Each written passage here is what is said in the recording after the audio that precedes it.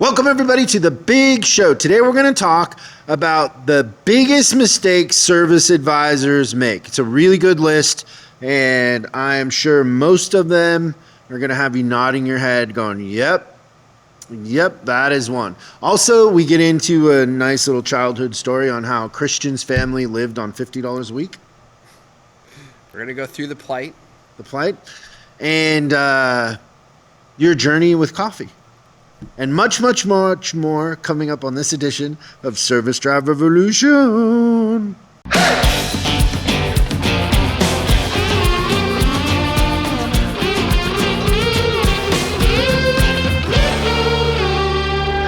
You want to tell everybody about your hidden side talent?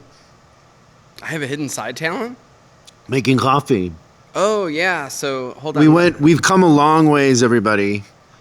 In his coffee, I think there were two pivotal events in this journey of yours. Okay. The one would be when we went to Washington and I took you to Vivace. Yes. It was a great experience. And your girlfriend put sugar in the beautiful, beautiful coffee. And I saw how sacrilegious it was. That's really funny. But you experienced the what would you call that, like the pinnacle of coffee? Yeah, it was amazing. And then I think you were embarrassed when you told me the coffee was good. We care about things that most people don't pay attention to, but we were trying to figure out, when we have people here at the library, how can we serve good coffee on a mass scale? And the team that we use for food and coffee and that sort of thing suggested this one machine. And we bought two of them because they hold 50 cups of coffee or something. They're big machines. And it has a filter in it, so it's kind of like filtered coffee, but it's percolated also. It's an interesting way that the machine does it. But we ordered two of the machines, and they didn't want to use the expensive coffee to kind of clean the machine. So they made a couple rounds of coffee with like Folgers or something very cheap. Dealership like coffee. I'll call it cardboard. Yeah.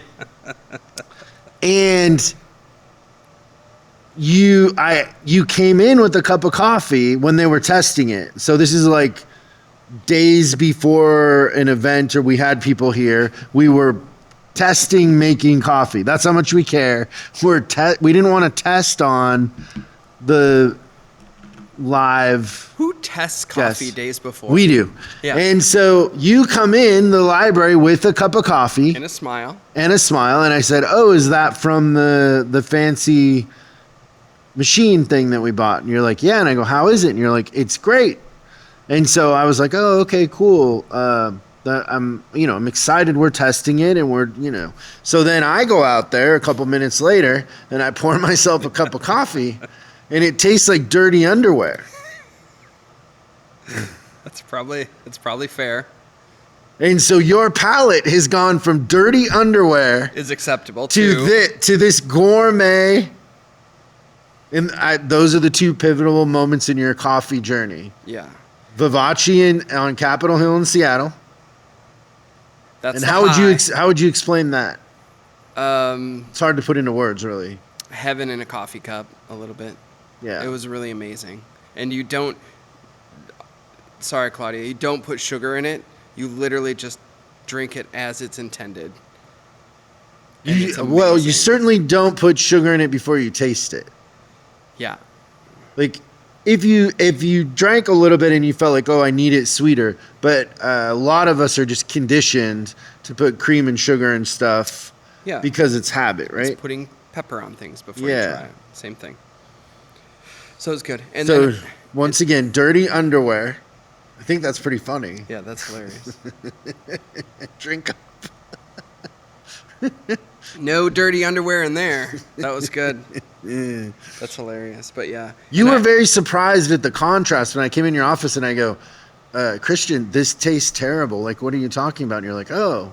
But also, for a long time, there would be an amazing pot of coffee, and you would do the Keurig regularly. So that is a little indication of.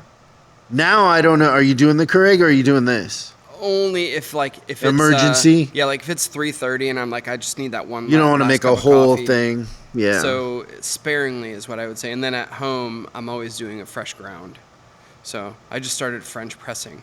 Yeah. See, now you're in the deep end of the pool. I must be, yeah. And I will tell you that I enjoy making this coffee. I like grinding the beans. I like making sure the measurements right, the water, the whole thing. Let's buy a coffee roaster. Okay. I think that'd be a lot of fun to roast our own coffee. Let's not buy it in California though. I don't think you'd want to do anything that could be Let's go to Wyoming. Wyoming, you can coffee roast till the cows come home. FedEx and literally there are can cows. Ship it to California. Yeah, it's good. What's in the news, Christian?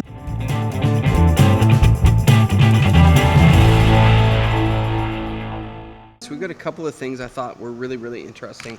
The first comes from Automotive News. There's some statistics that I thought that everybody would, whether you're a dealership or independent shop listening to this thing, I thought there was some stuff going on here. This is from Kim Saylor. She wrote this article for Automotive News. She works for CDK, so they see a lot of information, and they did a recent survey. So the first thing was about defection and customers when they buy a car and how likely are they to come in for service. And last year, 37% of customers said that they would not consider coming into the dealership for service. This year, that number is up to 46% would not consider coming to their dealership for service. So darn near half. So that was pretty interesting. They also talked about the Net Promoter Score surveys that they do, which is where you'd recommend the service to a family or friend. And we were at a terrible 44 out of 100 before. We've moved up to 45. And then independent shops went from, none of them are good, but 49 to 56. And then independent chains are at 46. So that was interesting. But essentially what it says is that this is all kind of fixable stuff, that the customer is looking for a place that they can call home for service for their car, but they are not picking the dealership necessarily. So I thought that was kind of interesting that they did that much studying into this stuff. But just kind of understand that half of your customers aren't thinking about coming to you for service, so you cannot get to them early enough after the car purchase or during the car purchase. So now is the time to start to get your customers to come in. And then the second thing that I wanted to talk about, this is just a tragedy to me. I don't know how anybody else feels about this, but Ford just got over that UAW strike, and now they're laying off 9,700 workers because they don't have parts to finish F-150s. So they laid off a bunch of workers in the F-150 plant. Imagine that. I kind of feel for those families, because when you're laid off, obviously you're not making as much money, and when you're on strike, you're really not making as much money. I remember when my dad, who was part of he was part of the IBEW, which didn't make much sense to me because he worked in a factory, International Brotherhood of Electrical Workers. So somehow they're... That's a union? Yeah. The IBEW is what it's probably more commonly called. But he was a member of that. I always thought he should be with the United Auto Workers, but he worked for a company that got kind of absorbed by Caterpillar. So they made paving equipment that you build roads with and everything. And I remember when he had to strike and he went on the picket line, literally his paycheck was $50 a week is what he got. It was the return from his union dues and everything, which I think were $50 a week anyways. So imagine living off of minimal funds. You go back to work for a month and then you get laid off. It's just it's not a good thing. But 9,700 temporarily laid off UAW workers from Ford because they don't have parts.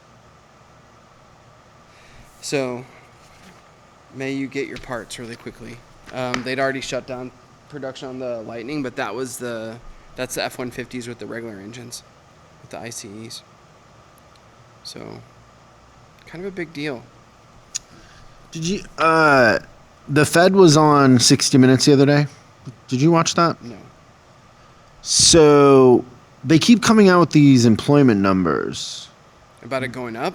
No, that employment's the highest it's ever been in 50 years or So something. that means unemployment's down if employment's up, right? Correct. Yeah.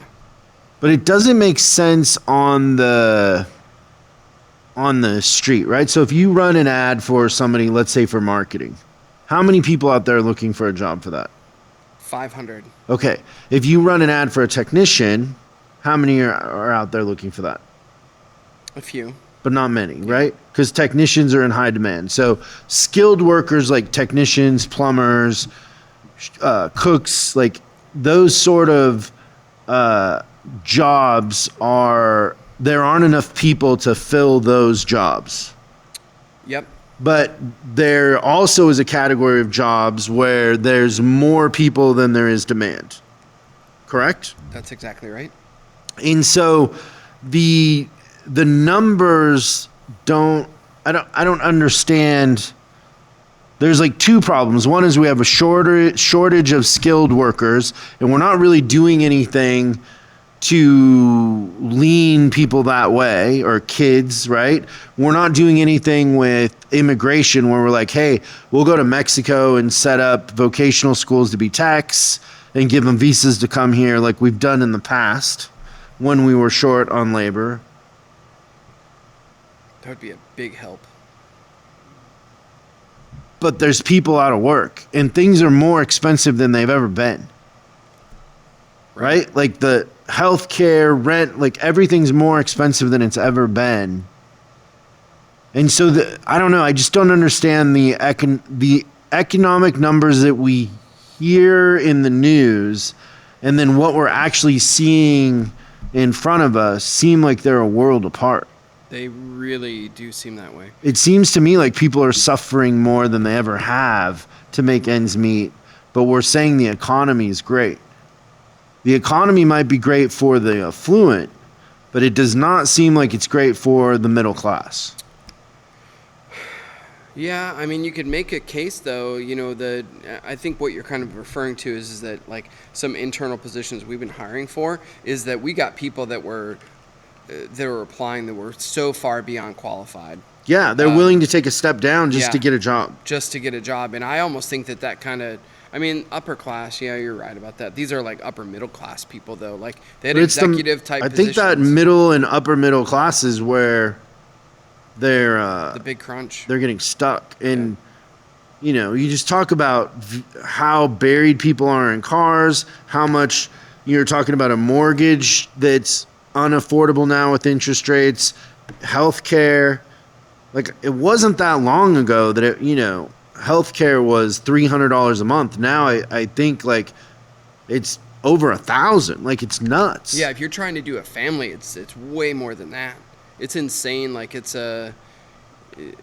almost someone's full-time job, depending, right? Like, if you whatever, $15 an hour, if that's minimum wage, is $30,000 a year, and it's $20,000 a year to insure your family. Like, the math just doesn't make sense. Yeah, so then the employment number, it's kind of like when you talk about the homeless crisis here in California, is they label it as one thing, but the truth of the matter is it's a bunch of different things that are the one thing. So you got people that are mentally ill, you got people that are drug addicts, you got people that are down on their luck, you got vets with PT. Like, you have to triage the different, each person is their own individual story, I guess, in a sense. Right. So you can't just say homeless or the homeless problem, or, they look down on calling it homeless. They want you to say the unhoused, which doesn't change anything. It's the same thing, but okay. I would say whatever makes them not want to do it anymore would be what we should call them. But long story short, it's not an easy fix. And they keep throwing money at it like it's an easy fix, and it's a little more complicated. The more money they throw at it, the worse it gets. And I think it's the same thing when we talk about employment numbers and inflation and that sort of thing. Is what I'm experiencing and what they're saying it's way harder on the ground than what the narrative is on TV, and I don't get it. It doesn't add up. Not at all. People are having a hard time. Yep. Do you agree with that? Yeah, I think that we're as a country, we're buried in our cars, and we're soon to be really buried in our houses. Yeah. I think that this is it's going to get worse before it gets better, is everything that I'm seeing. But that affects, it affects people. Yeah. And even people that want to get out of the house because they can't afford the payment are going to assume a bunch of debt because the house prices are going to go down, right? A lot. Well, here in California for sure, but I think nationwide there's going to be a correction. Yeah, it's a bubble. Yeah, it's going to blow. Okay, let's talk about the biggest mistakes service advisors make.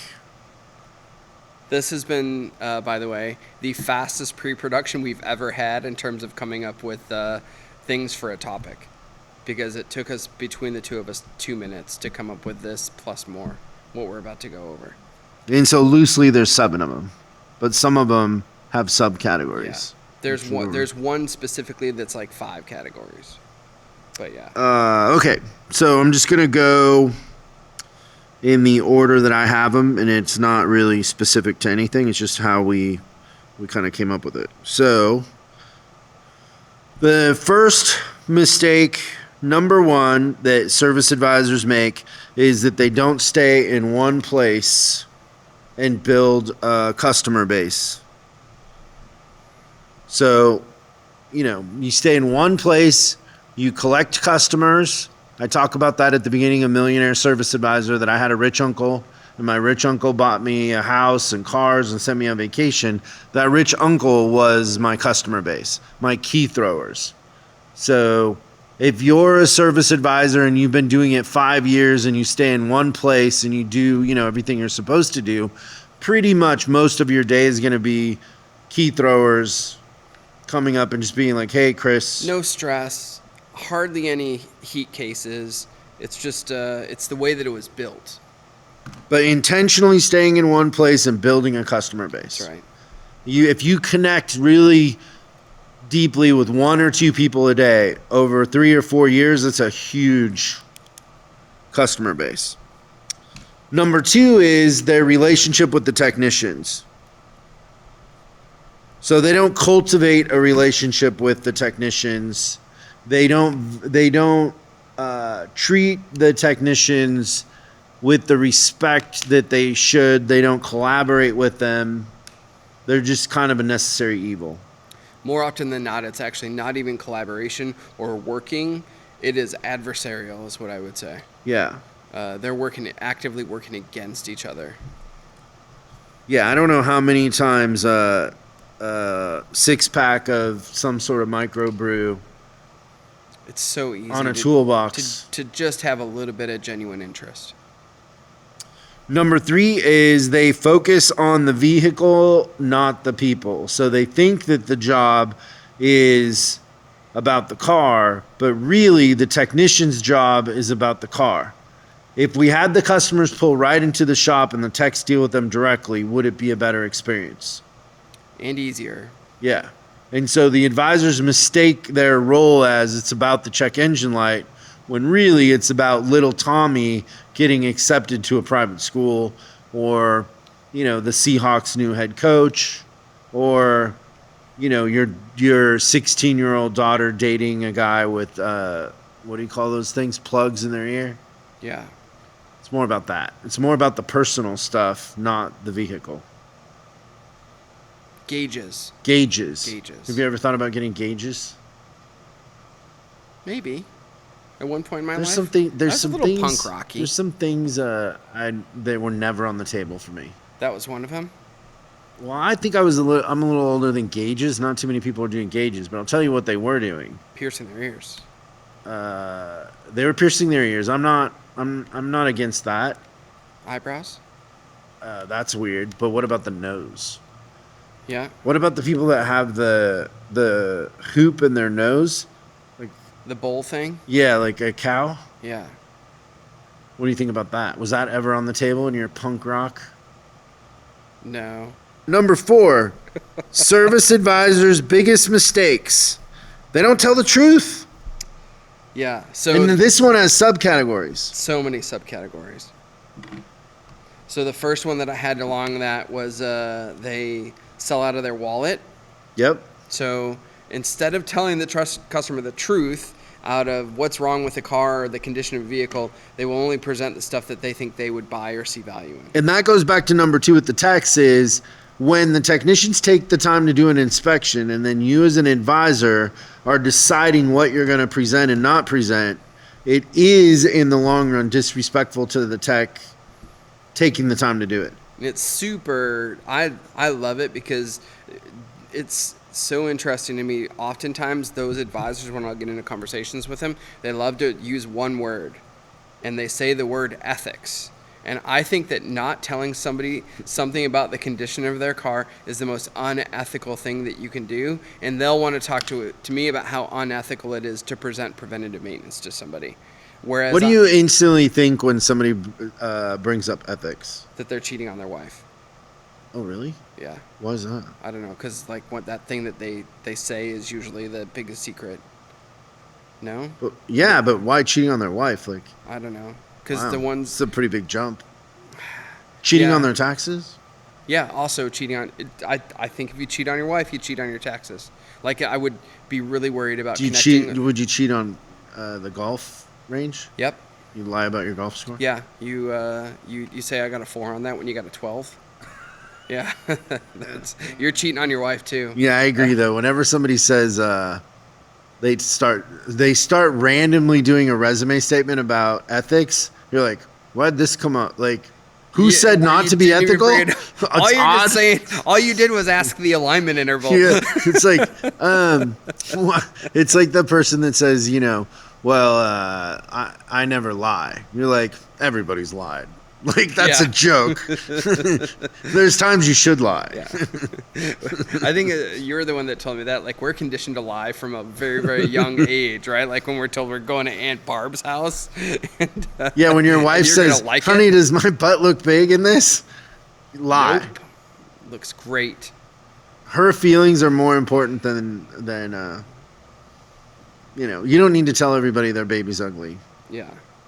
There's no reason. No, but you have to tell them the truth. But people that say, like, I never lie, it's like, okay, well, either you should lie sometimes or you're hiding something. Yeah. You're cheating on your wife. That's where you go. Okay. I went right there. What else about tell the truth? What about with the customer under promise, over deliver? Like, oh yeah, I can have that done in an hour. No, it's 2 hours. Oh, I can have it done today. No, it's going to be Wednesday. The parts department doesn't have the part, or what? You're trying to please instead of telling the truth. Just like all the people that have a hard time with the repair authorization. Like, people get so stuck on, what do you mean tell the customer the truth up front? No, we tell them later. We avoid the truth in the beginning. Right. We lull them into a sense of distrust and then we're honest with them. But heaven forbid we just get it out of the way. Yeah. It's so funny. Anything else to tell the truth? Cheating on their wife. That was pretty funny. It was funny how quick you said that. Man. I don't know why I made that connection. That was an instant reaction. Okay, number 5. They don't control the things they should control.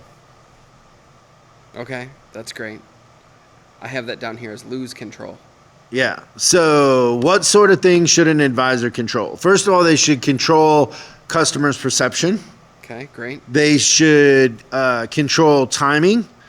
They should control the customer's experience. So when I was a service advisor, when I called somebody to tell them the vehicle is ready, the biggest question on that call is, when are you coming to get it? Always. Is there any chance you could come 30 minutes earlier because I'm going to be gone at that time, or whatever it is? But I don't want another advisor writing up my customer. I don't want anybody else delivering my customer. And so controlling every aspect of the customer's experience is, it's an art form in a sense, but It's also the only way to guarantee the results. The second you hand that to somebody else, it's just never going to be as good as you would do it. Yeah. It's just a task. It's like delegating tech ads to HR. Number 6, consistency. So how many times do we go into a service department and the results and the customer experience in the service drive are only determined by one thing? Luck. No. The mood of the service advisors that day. Oh. So if they're in a good mood, it's going to be a good day. If they're in a bad mood, it's going to be a bad day. But the actual customer's needs have very little to do with what is going to happen. Okay. So Yeah, we're that's true. performing out of emotion and not out of professionalism. Just good old fashioned responsibility. Yeah. And it's all about Consistency. Yeah, it's all about us when we're just changing it based on our mood. I don't know. You got to focus on the thing you're good at. Like, I'm really good at sleeping, right? And I'm so good at sleeping, I can do it with my eyes closed. Number 7, they diagnose on the drive. Yeah. Can you unpack that? That one was yours. Sure. I think that the diagnose on the drive, I think the most common advisor that I see this is the advisor that used to be a technician. So they've got a weird thing going on there where they used to be a technician and maybe they know, but the truth is at the end of the day, you have to kind of assume a different role and there's just nowhere to go. If you're right, then there's no value to the technician in the shop. And if you're wrong, you've unearthed a can of worms that you'll be digging out of for the whole visit because you were wrong. So there's just no advantage to diagnosing on the drive other than to make yourself look or feel smart. Is the only reason that you would diagnose on the drive. And then the last one is they assume the customer is crazy. Side note, no empathy. Yeah. So I think that probably is the one thing that I probably have coached, and then also as a manager, I would say I had a different opinion on it than I did as an advisor. I kind of wish I would have got this punchline a little bit earlier. But like, you think about the top 20 things that someone wants to do in their life, going and taking their car to a car dealership is nowhere on the list of 20 things they'd rather do in their life. So like, for someone to actually make a call and then have to sometimes like make a modification to either how they go to work, how they get home from work, what they do with the rest of their day, to bring their vehicle in for a noise that happens, they're not crazy. There's a thing that they believe. Now, could they be not as educated as we'll make them when they come in? But they're not crazy. There's a reason that they're bringing the car in, and it's not that they don't have anything better to do. It's great. And I think you have to recognize that at the end of the day, as someone comes in for a concern, our job is to address the concern. They're not crazy. Biggest mistake service advisors make. Number 1, they don't stay in one place and build a customer base. Number 2, they don't have a good, healthy relationship with the technicians. Number 3, they focus on the vehicle, not the people. Number 4, they don't tell the truth. Number 5, they lose control. Number 6, they aren't consistent. Number 7, they diagnose on the drive. And number 8, they assume the customer is crazy, lacking empathy. Pretty good list. Yeah, that was fast. That was great. Thanks, everybody, for joining us. We will see you next time on Service Drive Revolution. Thanks so much for watching this episode of Service Drive Revolution. We're uploading new stuff every day, so make sure you subscribe and click the bell icon so you don't miss out. If you have a question you'd like us to answer on the show, call 8333-ASK-SDR and we'll answer your question on the show. That's 8333-ASK-SDR.